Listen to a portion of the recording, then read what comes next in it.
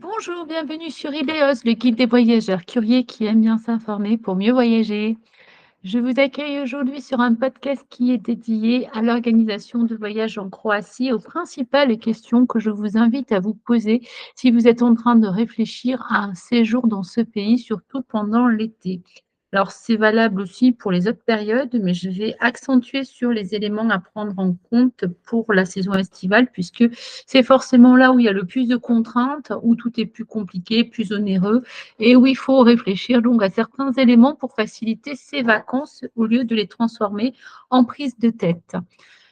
Pour commencer, je voudrais vous rappeler que la Croatie est un très beau pays qui est très varié également avec des régions diversifiées qui ont la chance d'avoir un patrimoine historique, culturel, culinaire qui est donc très varié du nord au sud. Et ça, c'est important à prendre en compte parce que si vous êtes jamais encore allé en Croatie, vous avez peut-être envie d'apprécier cette diversité et donc, si vous avez l'intention de faire une première approche de la Croatie en 2 ou 3 semaines, par exemple, ça peut être très intéressant de partir sur un vrai road trip avec un changement donc fréquent, au moins 1 à 2 hébergements par région qui vous amène donc de la Croatie centrale au nord vers l'Istrie qui est une très belle péninsule avec une identité très forte et donc la région du Kvarner, celle de Rijeka et Opatija notamment qui est un peu moins connue mais qui ne démérite pas non plus parce qu'il y a des très jolis lieux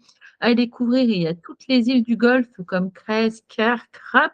Donc ça aussi, ça peut être intéressant de l'intégrer dans une approche générale du pays. Et ensuite, donc, la Likasen, qui est la région avec le Gorski Kota intérieur, vraiment lié à la montagne, où se trouve d'ailleurs le parc de Plitvice qui attire beaucoup d'entre vous. Et ensuite, donc, on bascule vers la Dalmatie étant elle-même divisée en plusieurs régions. Alors déjà la Dalmatie du Nord, avec la région de Zadar et celle de Šibenik, celle de Split, donc avec Split-Trogir-Omiš en général, et ensuite la zone de Makarska, et pour terminer, la région de Dalmatie du Sud, qui est surtout centrée autour de Dubrovnik. Mais comme vous l'avez peut-être remarqué sur la carte, Dubrovnik est très excentrée, elle. Donc en général, la Dalmatie du Sud, c'est surtout la région de Pelješac, c'est une presqu'île qui donc rejoint des îles comme Miette et Korčula.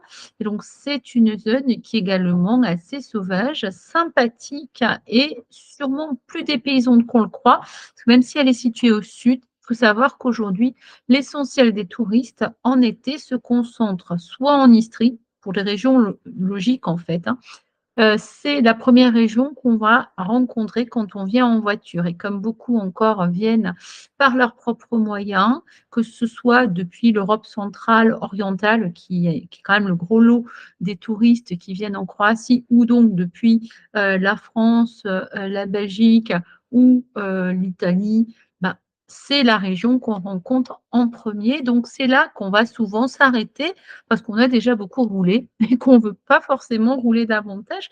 Et en plus, la chance, c'est que cette région est de petite taille, donc pratique à visiter, facile à découvrir.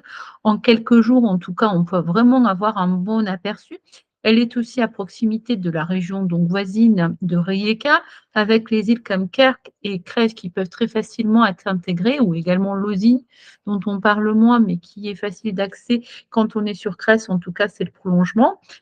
Donc, il faut savoir que si on souhaite faire un voyage donc en voiture tranquillement, il n'y a pas besoin d'aller en Dalmatie pour comprendre ce qu'est la Croatie. L'Istrie fait très bien office de région découverte, hein. Elle a un patrimoine culinaire exceptionnel, hein, avec un terroir très riche. Oh, elle est réputée pour ses huiles d'olive qui sont d'ailleurs primées internationalement. Il y a les routes de vin fameuses, parmi les plus connues donc de Croatie. Il y a également la truffe blanche qui est le trésor de la région et toutes les charcuteries et spécialités donc qui permettent d'avoir un aperçu de ce qu'est la Croatie du côté Istrie, donc dans le nord, et avec cette identité qui est ni tout à fait croate, ni vraiment italienne, et où on retrouve un peu, quand même un peu beaucoup de l'Italie, quoi qu'on en dise, avec des villes aux façades colorées, des petits villages perchés sur les collines et donc tout parsemé de verdure. C'est quand même une région qui a beaucoup à offrir et qui a aussi l'avantage, par sa taille, d'être, rapide à apprécier avec la possibilité depuis un seul point de chute d'aller d'un bout à l'autre du pays. Allez, du coup, Donc, oui. de la région, pardon. Donc ça, c'était pour rappeler que, contrairement à ce qu'on croit peut-être, l'Istrie est une région hyper touristique en été. Et ça, il faut le prendre en compte parce que si je parle de la petite taille, ça signifie aussi que les villes y sont petites également, mais très fréquentées par les touristes et donc avec des prix qui vont flamber forcément en été, hein. Donc Rovin, par exemple, très connu. Porrecz, qui est vraiment l'une des plus appréciées, surtout par les Allemands, les Autrichiens, parce que les plages y sont vraiment faciles d'accès depuis la ville sans bouger, ce qui n'est pas nécessairement le cas à Rovine. D'ailleurs, elle est trop touristique, donc certains préfèrent éviter quand même ce genre de ville trop fréquentée et privilégier des petits villages éventuellement autour. Donc, vous avez Versar notamment. Puis, si on veut s'éloigner donc des villes comme Pula, la capitale, on a Medulin, Preventura, qui sont du côté du Cap Caméniac, avec la réserve naturelle qui est assez célèbre, surtout pour les vacances farniente plage. Donc, si vous avez envie de découvrir l'Istrie, par exemple, ce sont des destinations qui sont éventuellement intéressantes, tout comme Rabat, qui se situe également à 1h15 environ de la majorité des points dignes d'intérêt dans la région. Donc ça, c'est intéressant à garder à l'esprit. Mais si vous voulez donc découvrir toute la Croatie, ce que je vous recommande forcément, il faut envisager donc un vrai road trip et donc changer régulièrement d'hébergement, ce qui en soi va compliquer aussi un peu l'organisation du séjour parce que d'abord, vous allez beaucoup plus galérer pour trouver des hébergements en haute saison, hors hôtel, parce qu'il se trouve qu'aujourd'hui, beaucoup d'hébergeurs ont décidé d'appliquer des minimums de durée de location. Et en dehors de Booking ou de Airbnb, et Airbnb, c'est assez aléatoire, il n'est pas évident désormais de trouver des locations de courte durée. Si vous faites ce choix-là, il faut aussi savoir que la courte durée aujourd'hui a un prix. C'est que tout a augmenté en Croatie, mais pour ceux qui ont accepté de faire des locations de 2 ou 3 jours, par exemple, il y a notamment un surcoût qui va jusqu'à 30% par rapport au prix sur la semaine. Sachant qu'aujourd'hui, on est en haute saison depuis le 1er juin et que les prix ne vont cesser d'augmenter et vont même atteindre des pics qui, pour certains, sembleront improbables, mais sont une réalité, hein. Il y a des régions, il y a des zones, certaines en Istrie, d'autres du côté de l'île de Cap, par exemple, où on retrouve des prix improbables, de mon point de vue, et qui sont pourtant très fréquemment pratiqués pour une raison simple, hein. Beaucoup des touristes qui viennent dans cette zone sont soit venant d'Allemagne, d'Autriche, d'Italie, ont une habitude de standard d'hôtel et d'hébergement, et pour eux, ce n'est pas nécessairement très cher. Donc, on se retrouve avec des prix donc en bord de mer qui peuvent être très importants du point de vue français en tout cas, hein. C'est souvent ce qui revient puisque certains me contactent pour me demander des conseils parce qu'ils trouvent que les prix sont très, très chers et en fait, c'est une réalité, hein, désormais en haute saison, c'est-à-dire que quand on ne s'y est pas pris à l'avance et c'est très dommage pour vous, vous êtes amené à devoir, ou beaucoup chercher ou donc baisser vos prétentions, mais c'est même pas si évident que ça, parce que en dehors des hôtels qui acceptent à la nuitée, c'est de plus en plus difficile de trouver donc des prestataires qui vont le faire pour une raison aussi qu'on comprend bien. D'abord, il y a une augmentation des taxes en Croatie. Donc les hébergeurs compensent comme ils peuvent par rapport à ça. Ensuite, il y a également le problème de la hausse des services de lavage, de nettoyage, de ménage et en fait, on se retrouve avec des situations de pression. Il y a de moins en moins de personnes qui veulent faire ce genre de service et qui font donc payer de plus en plus cher et les hébergeurs, de toute façon, que vous soyez là une journée ou 8 jours, en fait, ont les mêmes frais. Donc ils le reportent forcément sur le prix. Voilà en gros, ce qu'il faut garder à l'esprit. Si on veut faire un road trip, c'est possible.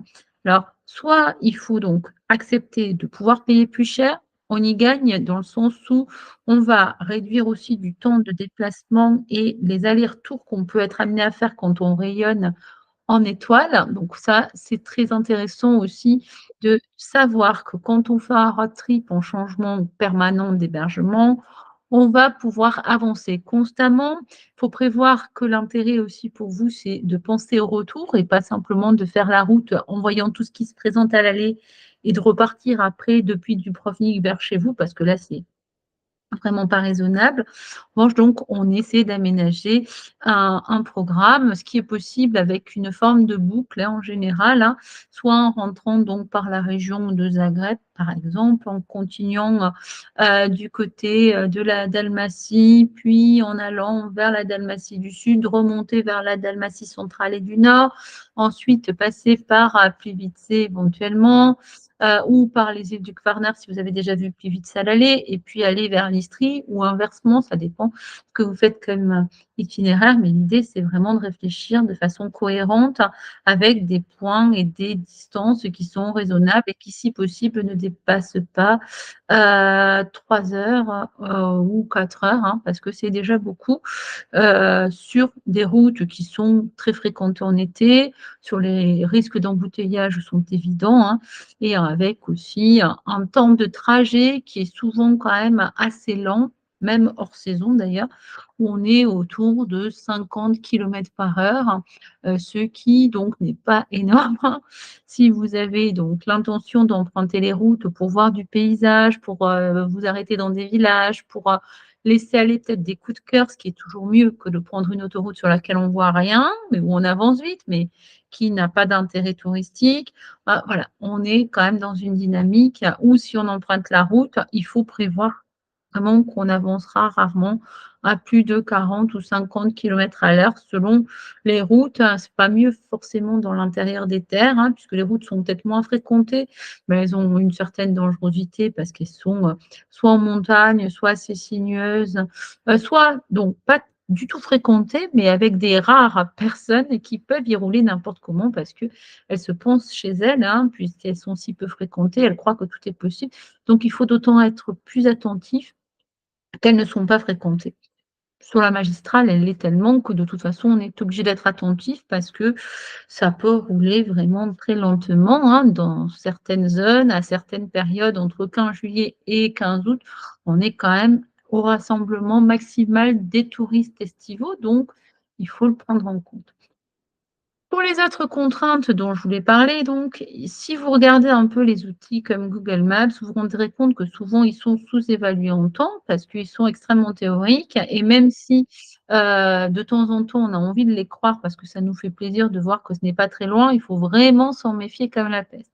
Je l'ai montré à beaucoup de voyageurs, hein, au début de la saison, hein. J'ai essayé d'identifier d'ailleurs des cas exceptionnels qui montrent à quel point Google Maps se plante complètement. Par exemple, l'évaluation entre Makarska et Biokovo qui est donnée à 7 kilomètres et donc à peine 11 minutes, alors qu'il faut déjà plus de 3 heures pour atteindre le sommet de Biokovo, mais ce n'est pas grave, hein. Peut-être que Google Maps a emprunté un avion, donc à ce moment-là, on est bon.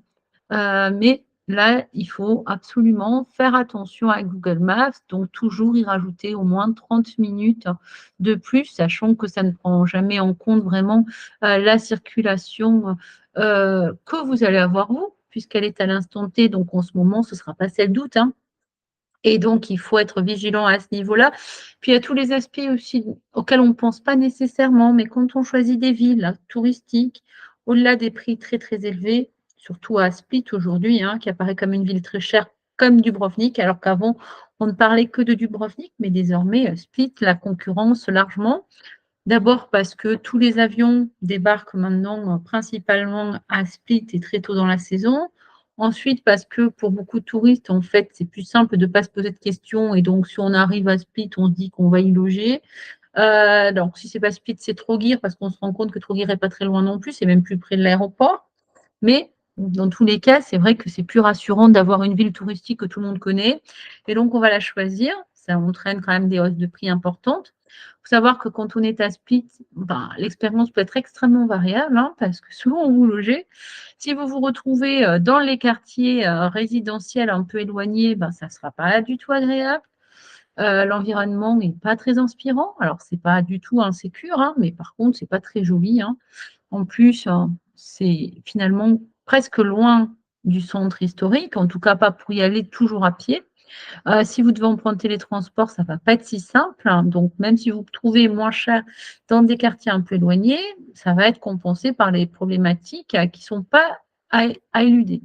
Ensuite, si vous êtes dans le centre historique, et bah, plus près on est évidemment des attractions touristiques, plus il y a une concentration de nuisances, hein. Tous les jours d'abord, il y a le marché qui s'installe très tôt le matin. Donc à partir de 6h-7h, on a beaucoup de bruit. Ensuite, on a tous les touristes qui vivent très tard en Dalmatie. On a tendance quand même à vivre assez tardivement en été parce qu'il fait extrêmement chaud, qu'il y a des gens du monde entier, donc tout le monde a des rythmes un peu différents. Mais justement, on profite de cette ambiance vacances. Donc, il y a beaucoup de cafés, restos qui restent ouverts déjà jusqu'à 23h. Ils servent, hein, ce qui est tardif pour des pays, en tout cas, comme les nôtres. C'est pas nécessairement évident que ce soit des services aussi tardifs, mais en Croatie, de 11h à 23h non-stop, on va vous servir, hein. Il n'y a pas d'horaire de repas spécifique. Donc, ça signifie aussi que, au-delà de ce service tardif, il y a des gens qui vont prolonger nécessairement en boisson, par exemple, dans les cafés. Et si on regarde un peu tous ces aspects-là, il va y avoir des nuisances liées donc au bruit que font les touristes aux terrasses, et également à tout ce qui est manifestation, animation musicale, tout ce qui est festival, et puis rassemblement de jeunes, parce que quand on dit ville avec des auberges de jeunesse, puisque l'essentiel des auberges se concentre dans les villes touristiques, on se retrouve avec certaines personnes qui, en effet, viennent faire la fête et donc vont faire du bruit. Donc, il faut quand même le garder à l'esprit si vous choisissez le centre historique de Split, par exemple. Puis, quand on est au centre historique, donc on est au cœur de tout. On peut prendre facilement le bateau, donc ça a quand même un avantage si on veut aller sur les îles. En revanche, quand on quitte Split, il se trouve qu'on va éventuellement galérer dans quelques embouteillages, à l'aller ou au retour, ça dépend.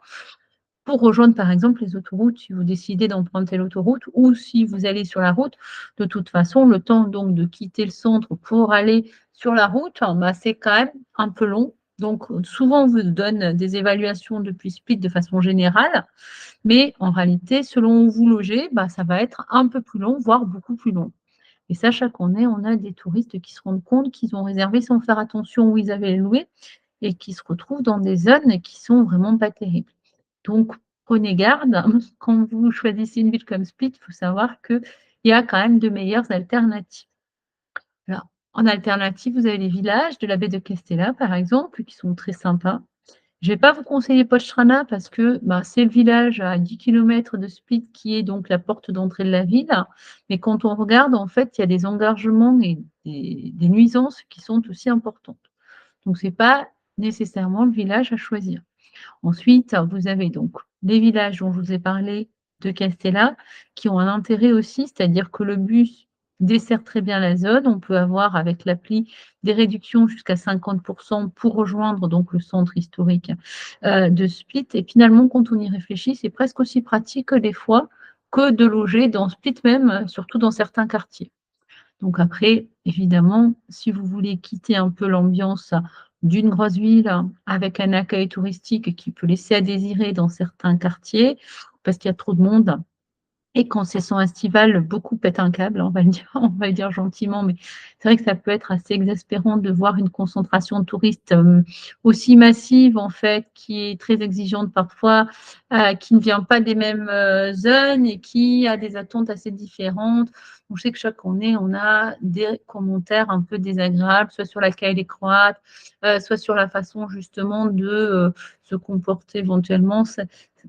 C'est assez dommage, hein. Alors, c'est une réalité, on ne peut pas nier que si les personnes l'ont ressenti comme ça, c'est que l'accueil n'était pas satisfaisant, mais c'est tout un contexte, hein, sachant qu'il y a aussi toute la problématique des saisonniers, puisque malheureusement, la Croatie est un pays qui se vide peu à peu de ses habitants, alors de ses matières grises, de sa jeunesse, et qu'il n'y a pas trop de débouchés des fois dans le pays, qui cherchent à justement aller un peu vers l'Europe occidentale. Et du coup, on se retrouve en manque de personnel pour assurer la saison, hein, et on est obligé d'amener des migrants, enfin migrants, c'est pas des migrants, mais des saisonniers donc des autres pays des Balkans, Serbie, Monténégro, Macédoine et qui parlent aussi la même langue, ce qui est plus pratique et qui donc vont assurer une partie de ces services à bas coût.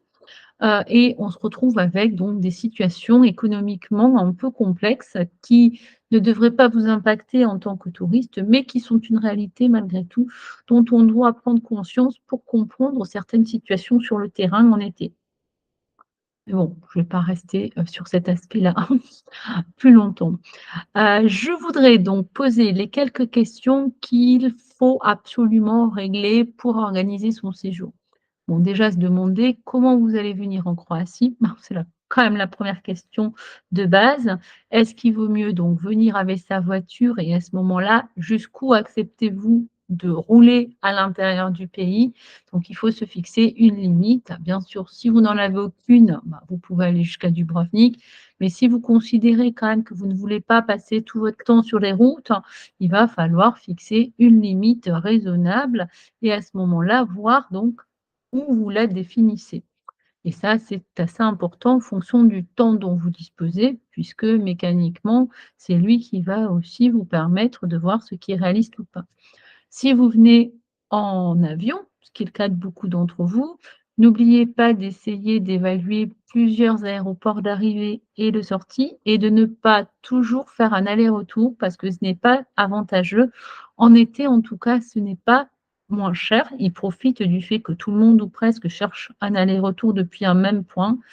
Alors que quand on fait, des recherches justement avec des aéroports différents, on se retrouve déjà à y gagner puisqu'on gagne du temps à ne pas avoir à revenir sur ses pas pour, retrouver l'aéroport par lequel on est arrivé. Ensuite, on va pouvoir aussi peut-être trouver des liaisons qui sont très intéressantes auxquelles on n'avait pas pensé et à ce moment-là, quand on fait les simulations, ça prend quelques minutes. Alors ça semble compliqué, mais en fait, il suffit de changer, le nom des villes, hein. Il y a quelques aéroports bien sûr très connus. Bon, bah, Split, Dubrovnik, c'est les 2 archi connus. Pula du côté de l'Istrie ou Rijeka qui l'est beaucoup moins en Primorje-Gorski Kotar. Vous avez Zagreb qui est très avantageuse aujourd'hui, surtout depuis certaines zones. Bah, depuis la Suisse, par exemple, on a des prix cassés pour aller à Zagreb, hein, parce que, bah, c'est simple à comprendre aussi, beaucoup de touristes désormais ont tellement envie d'aller à la mer qu'ils veulent absolument arriver directement les pieds dans l'eau et donc ils ne vont pas aller à Zagreb pour rejoindre la mer. La mer à Zagreb, elle est quand même à 2h30 environ du côté de Rijeka, 3h30 pour l'Istrie et si on rejoint la Dalmatie, on est à 4h, 4h30. Donc c'est quand même un effort. Mais il se trouve que ce n'est pas si problématique que ça parce que si vous envisagez d'aller du côté de Plitvice, par exemple, bah, Zagreb est à 2h30, hein, donc il y a pas de souci pour arriver à Zagreb, descendre vers Plivice et pourquoi pas repartir de Dubrovnik et ça, c'est la classique diagonale que beaucoup choisissent de faire, hein, qui donc, recense à peu près, 10 sites incontournables ou appelés, hein, comme tels, hein. En dehors de ce district, finalement, on va pouvoir tout voir de ce qui est en Dalmatie et donc le parc de Plivice et Zagreb en prime. Donc là, on est quand même dans quelque chose de très, très évident. Si vous avez envie donc, de venir en aéroport, il faut bien sûr réfléchir à l'organisation de votre séjour à partir du lieu où vous débarquez, puisque selon là où vous logez, vous allez choisir un mode de transport qui va être différent. Pour beaucoup, pendant longtemps, l'autotour était une évidence jusqu'à ce que les prix des voitures de location augmentent beaucoup et que certains s'interrogent sur la pertinence de choisir la location de voiture pour séjourner pendant, 8, 10 ou 15 jours, en fait, dans un pays. Alors, pour répondre à la question simplement, tout dépend de vos envies. D'abord, si vous voulez faire du tourisme, il est évident que rien ne vaudra la voiture. La voiture, c'est la liberté. On fait ce qu'on veut, à l'heure qu'on veut, comme on veut. On peut s'arrêter partout, on peut aller dans n'importe quel village, découvrir n'importe quel crique sur la route. On va vraiment pouvoir avoir le maximum de latitude pour faire une exploration du pays. Même en très peu de temps, on peut faire cette exploration-là en 8, 10 jours. On peut en voir plein, plein de sites. Ça, la voiture, c'est le seul moyen de transport qui le permet.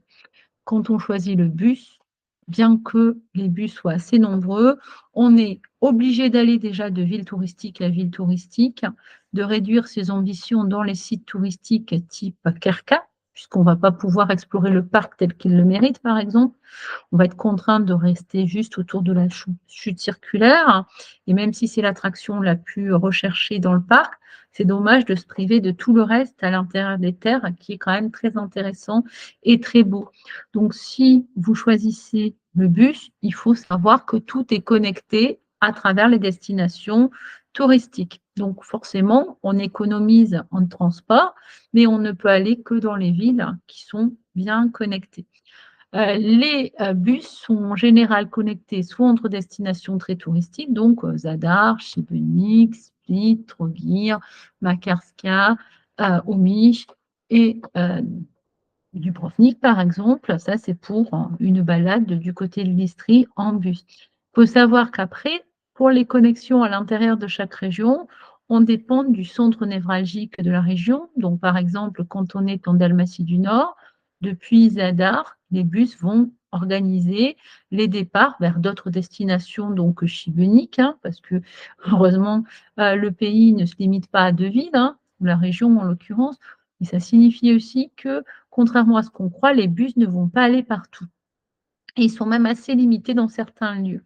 Par exemple, en Dalmatie du Nord, bon, il n'y a pas énormément de bus qui vont desservir tous les petits villages. Il va y avoir surtout 3 destinations, donc une qui s'appelle Beograd, une qui s'appelle Nîmes, ça tombe bien, elle est très jolie, donc je vous la recommande aussi. En fait, vous allez vous rendre compte que si vous envisagez d'aller dans des villages, par exemple, ça va être beaucoup plus compliqué de trouver des bus parce que les villages ne sont pas desservis. Et en fait, c'est valable aussi pour la région de Šibenik.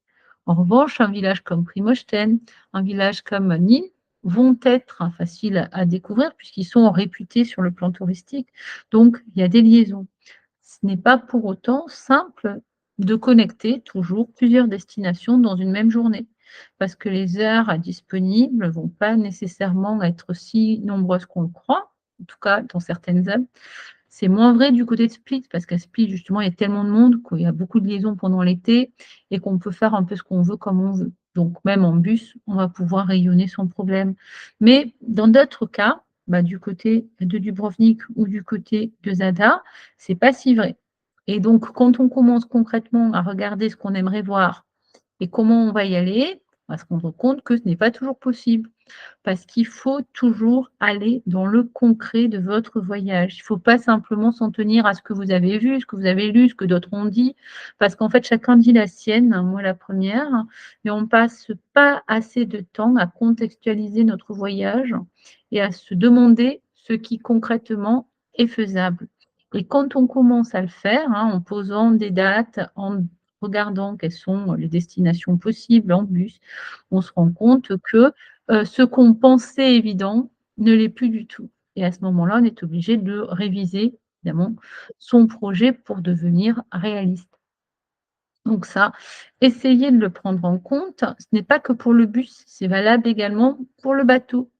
Catamaran, car ferry, tout ça, en fait, il faut regarder clairement comment on va sur les îles, quelles sont les liaisons qu'on emprunte et quelles sont les contraintes qui sont associées.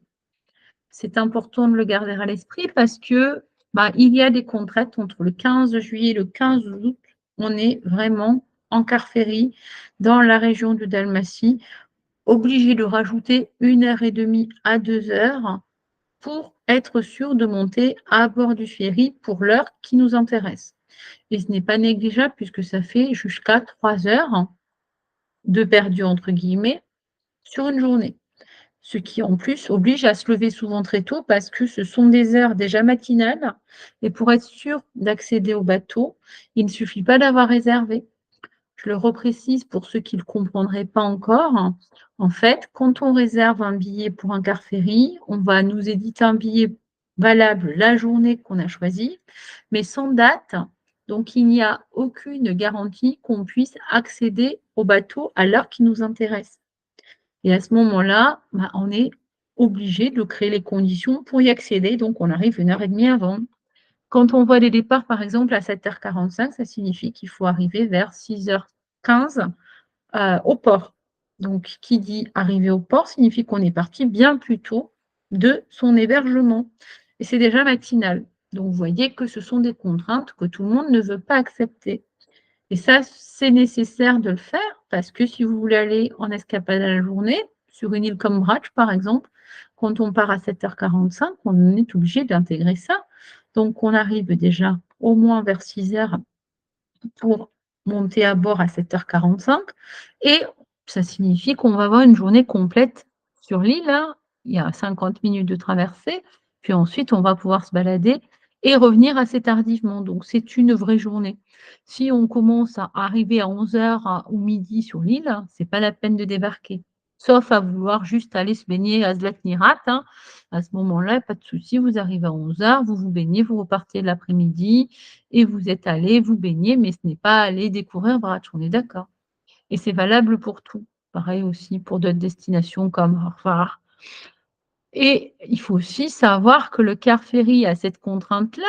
Le catamaran, c'est-à-dire un bateau pour passagers uniquement, ne l'a pas puisque lui, il ne vend que les places assises disponibles. Donc si vous réservez sans avoir à le faire très à l'avance pour être sûr d'avoir des bonnes conditions en mer, par exemple, hein, parce que ça, c'est important aussi. Même en été, il peut faire mauvais en mer et si la mer est mauvaise, c'est vraiment pas agréable.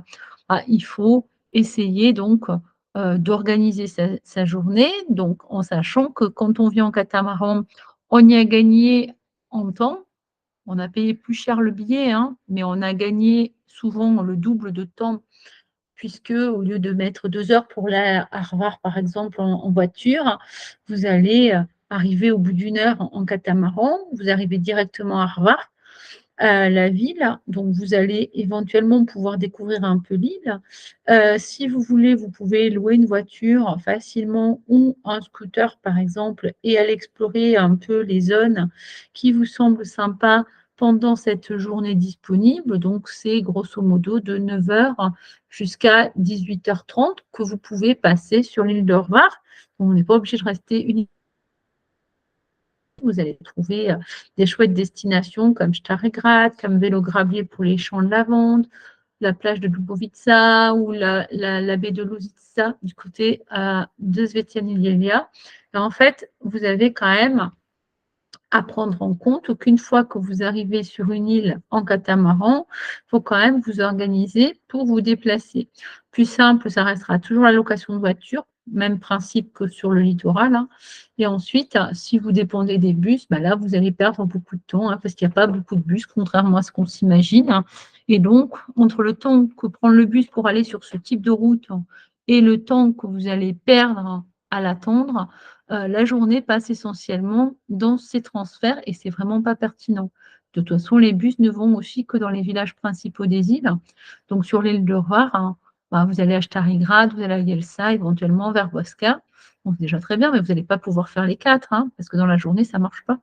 Il faudra en choisir un, hein, Starigrad par exemple, et ce sera déjà très bien. Parce que le bus, c'est ce qu'il est, hein, c'est-à-dire que les contraintes entre le temps que ça prend pour y aller et l'attente pour le prendre et pour revenir, on se retrouve avec quand même un certain temps perdu qu'on n'aura pas perdu avec la voiture, par exemple. Donc, gardez à l'esprit que si vous allez en escapade à la journée sur une île, il faut soit comprendre ce qu'on va faire. Si on veut visiter l'île, bah, il faut s'en donner les moyens. Il faut y séjourner, c'est toujours mieux. Si vous ne voulez pas parce que vous partez d'un point du littoral et que vous voulez juste voir une île pendant, quelques heures, à ce moment-là, il faut quand même aménager, et choisir donc les îles proches qui vous permettent de pas trop galérer, avec les contraintes dont j'ai parlé, qui vous permettent d'avoir la voiture donc pour vous déplacer. Si vous avez loué pendant tout votre séjour, bah, ça signifie que vous allez aussi souscrire à une assurance, c'est obligatoire pour emprunter les ferries, donc c'est un supplément, que vous allez payer aussi, bah, la voiture, hein, puisque le coût est autour de 15 à 30 € par trajet selon le type de voiture, hein, donc c'est aussi un coût à prendre en considération et parfois il vaut mieux donc arriver sur l'île tranquillement sans contrainte et louer ponctuellement pour aller faire un tour de l'île ou en Uber si vous préférez, hein, mais ça sera beaucoup plus cher que ce genre de solution de location à la journée sur l'île elle-même. Donc voilà en gros les éléments à prendre en compte pour réfléchir à l'île qu'on qu'on veut découvrir et comment la découvrir. Faut savoir qu'une île, en fait, ça a une identité spécifique et que rien ne vaut d'y passer plusieurs nuits pour pouvoir appréhender beaucoup mieux, et les paysages, les lieux à visiter, les ambiances, les traditions qui sont beaucoup plus nombreuses et préservées que dans certains villages du littoral qui sont bondés de touristes. Donc si vous aimez ce genre de choses, mieux vaut aller sur une île, hein, et à ce moment-là, évitez d'aller sur des îles très éloignées parce que qui dit éloigné dit que quand on est à 2h30 de car ferry ou même des fois 4h30 pour aller sur une île comme Lastovour, depuis Split par exemple, on est quand même très très loin du littoral, hein. Et à ce moment-là, sûr que quand on a des problèmes par exemple de santé ou des problèmes cardiaques et tout ça, c'est quand même à déconseiller.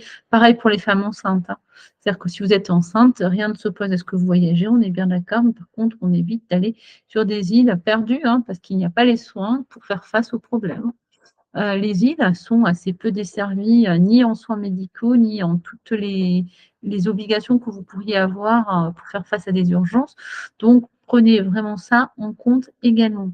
On ne va sur les îles que dans des bonnes conditions. On ne va pas juste sur une île en se disant: «Oh, c'est bon, il y a tout sur l'île». Non, en fait, hein, quand on est sur certaines îles, il y a vraiment pas grand-chose. Même des médecins d'ailleurs, ça devient très compliqué d'en trouver malheureusement pour les locaux, hein, qui sont dans des situations de plus en plus compliquées. Donc surtout gardez-le à l'esprit.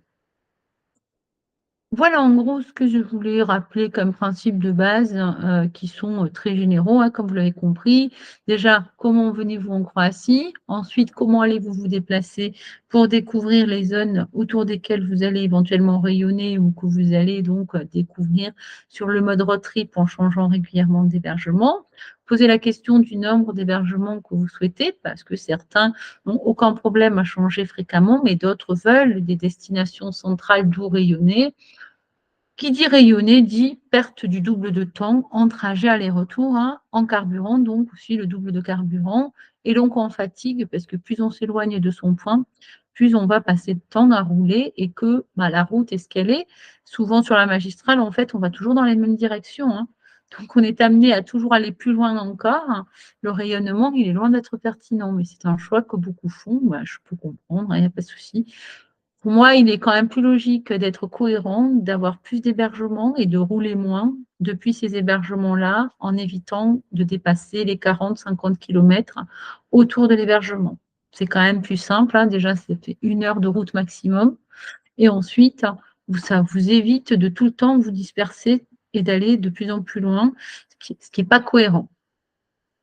Autre conseil que je vais, donner en conclusion par rapport à l'organisation, si vous devez, réfléchir à l'organisation, essayez d'optimiser vos séjours en essayant aussi de visiter sur les trajets, de faire des pauses donc pour pas que les trajets soient trop longs et à ce moment-là, d'intégrer des sites à visiter lors de ces déplacements.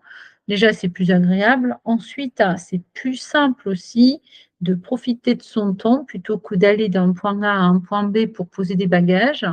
Vous allez vraiment profiter de ce que vous voyez sur la route à l'aller ou au retour et vous allez donc gagner du temps parce que certains ont l'habitude d'aller dans un lieu, puis dans un autre et de revenir en arrière, ce qui est quand même stupéfiant pour moi, hein. Je ne comprends pas comment vous pouvez réfléchir comme ça. En fait, quand on est passé par les lieux, c'est logique de les avoir visités. Soit on s'organise pour les visiter donc pendant le transit, soit on s'organise pour les avoir visités pendant le moment donc où vous séjourniez près de ce lieu, mais pas pour revenir en arrière. Parce que non seulement vous avez fait le temps de trajet donc pour aller jusqu'à votre nouveau site d'hébergement. Par exemple, si vous êtes à Zadar, que vous décidez d'aller à Split et que vous ayez décidé de découvrir, Kerka tout en revenant de Split vers Kerka alors que vous étiez naturellement dans la zone quand vous étiez du côté de Zadar. Donc voilà, ça n'a pas trop de cohérence d'aller, faire un lieu depuis une zone où vous étiez basé à proximité et de le faire depuis une autre qui est moins pertinente.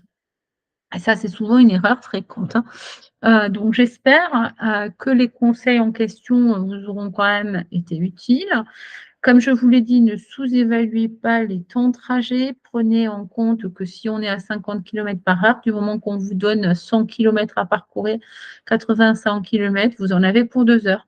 C'est pas trop compliqué, hein, et c'est ce que ça sera en réalité sur le terrain. Donc entre 1h45 et 2 heures, hein, mais vaut mieux prendre 2 heures, c'est quand même plus logique, hein, parce qu'en été, vous allez avoir quand même beaucoup de monde aussi sur les routes. Donc ça, c'est une évaluation plus cohérente et à ce moment-là, n'oubliez pas que si vous utilisez Google Maps, par exemple, lui vous oriente automatiquement vers les autoroutes parce qu'il considère que ce que vous voulez, c'est aller au plus vite dans le lieu. Et pour lui, forcément, l'autoroute, c'est le seul chemin. Or, vous, vous allez aller sur la route. Donc, vous n'allez pas du tout emprunter la même route. Vous allez y mettre plus de temps nécessairement. Voilà, en gros, les petits rappels. J'espère donc que vous allez pouvoir trouver, les hébergements, les locations de voitures qui vous intéressent. Là, on est en mois de saison, donc il n'y a absolument pas de bon plan puisqu'on est passé dans les prix les plus chers. Ils vont être encore plus chers à partir du 15 juillet jusqu'au 15 août et puis après, ça rebascule un peu vers la haute saison. Donc c'est dommage pour vous de ne pas vous être organisé avant pour découvrir la Croatie dans de bonnes conditions parce que au en hiver, en général, on a quand même des meilleures offres. Déjà, les hébergements sont moins chers. Les locations de voitures sont aussi 30 à 50 moins chères qu'en mois de saison et entrée de saison. Donc ça, c'est tout ce que vous avez pu rater, mais ce n'est pas grave, hein, vous le saurez pour la prochaine fois. Et donc, quitte à aménager votre itinéraire, donc pensez bien à être dans le côté assez raisonnable, c'est-à-dire d'éviter d'avoir à vous déplacer trop souvent et trop longtemps pendant les journées, parce qu'il fait très chaud en été, on est du 35-40 degrés en ressenti en général, et que ça n'a rien d'agréable, surtout si on est dans des ralentissements, sur des routes avec des tournants, où il y a peu de dépassements possibles à cause des lignes continues, où on traverse beaucoup de villages, donc il y a des changements de vitesse un peu permanents. Enfin, tout ça fait que, globalement, on est quand même plutôt dans des vacances un peu au ralenti que des vacances où on roule beaucoup. Et ça, c'est pas du tout la même chose en été qu'en basse saison, puisque beaucoup ont voyagé en avril et n'ont pas eu du tout les mêmes problèmes, hein, puisqu'ils ont été fluides sur toutes les routes. Mais en été, on a ces contraintes-là, on s'en doute, hein, tout le monde a un peu les mêmes euh, semaines de vacances et toute l'Europe se retrouve, ceux qui veulent venir en tout cas en Croatie sur l'Adriatique, vont se concentrer en général entre le 15 juillet et le 15 août. Donc, voilà en gros ce qu'il fallait retenir. À bientôt pour de nouveaux conseils et merci pour votre confiance. Surtout, n'hésitez pas à me contacter en privé si vous souhaitez avoir des conseils personnalisés, ce qui est toujours mieux pour répondre à vos problématiques et vous aider à optimiser et peut-être à donner des petites astuces de réflexion et d'optimisation parce que ce qui importe aussi, c'est de profiter au mieux de son temps tout en étant en cohérence avec ce qu'on est, qui on est comme voyageur, ce qu'on aime, ce qu'on attend de ses vacances. Donc il faut savoir se poser les bonnes questions. Qu'est-ce que j'aime voir? Qu'est-ce que j'ai envie de visiter? Quel est mon rythme de visite? C'est une chose, mais aussi quel est mon niveau de visite?